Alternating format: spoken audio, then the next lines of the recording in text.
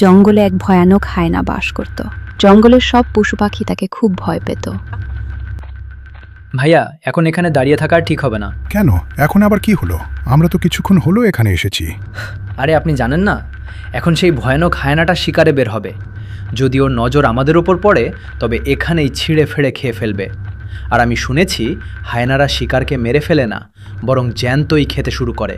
এতে শিকারের অনেক বেশি কষ্ট হয়। আরে হ্যাঁ, তুমি খুব ঠিক সময় মনে করিয়েছ। ওই ভয়ানক হায়না এখানে আসার আগেই আমাদের এখান থেকে কেটে পড়া উচিত।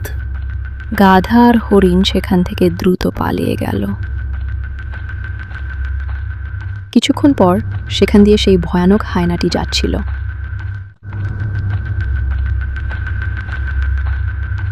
অনেক দূর থেকে হেঁটে আসছি, কিন্তু রাস্তায় একটা পশুকেও দেখলাম না। সব পশু কি জঙ্গল ছেড়ে চলে গেল, নাকি ওরা আমার বাইরে বেরোনোর সময়টা জেনে গেছে?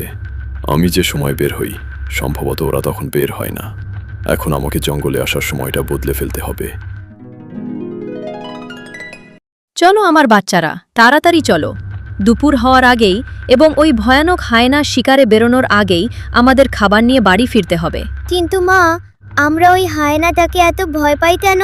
কারণ বাবা, ওই হায়নাটা অনেক নিষ্ঠুর আর ভয়ানক শিকারী। সে কারো ওপর দয়া করে না। যদি সে একবার শিকার দেখে ফেলে তবে তাকে জ্যান্তই ছিঁড়ে ফেলে।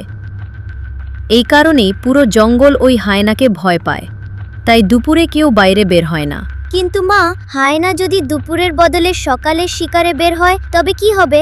বাবা, এমনটা কখনো হয়নি।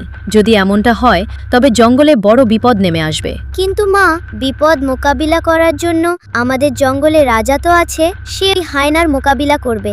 আরে বাবা, পুরো জঙ্গলে এমন কেউ নেই যে ওই হায়নার সামনে দাঁড়াতে পারে। আর আমাদের রাজার কথা যদি বলো তবে তিনিও ওই হায়নার নাম শুনলে ভয়ে থরথর করে কাঁপেন। চলো বাবা, তোমরা তাড়াতাড়ি পেট ভরে নাও, তারপর দুপুর হওয়ার আগেই আমরা বাড়ি চলে যাব। হায়না তার সময় বদলে ফেলল। এখন সে দুপুরের বদলে সকালেই বের হতে শুরু করলো। আরে এটা কি? আমি এখান থেকে একটা ছাগলের গন্ধ পাচ্ছি। মনে হচ্ছে কোনো ছাগল তার পরিবারের সাথে এখানে এসেছে। যদি আমার ঘ্রাণ শক্তি ঠিক থাকে তবে আজ আমার দুপুরের খাবার জুটে যাবে। ছাগলের গন্ধ অনুসরণ করে হায়না সেই দিকেই যেতে লাগলো। তখনই তার নজর সেই ছাগল পরিবারের ওপর পড়ল, যারা জঙ্গল থেকে বাড়ির দিকে ফিরছিল। হায়না চুপচাপ গিয়ে ছাগলের একটি বাচ্চাকে শিকার বানিয়ে ফেলল।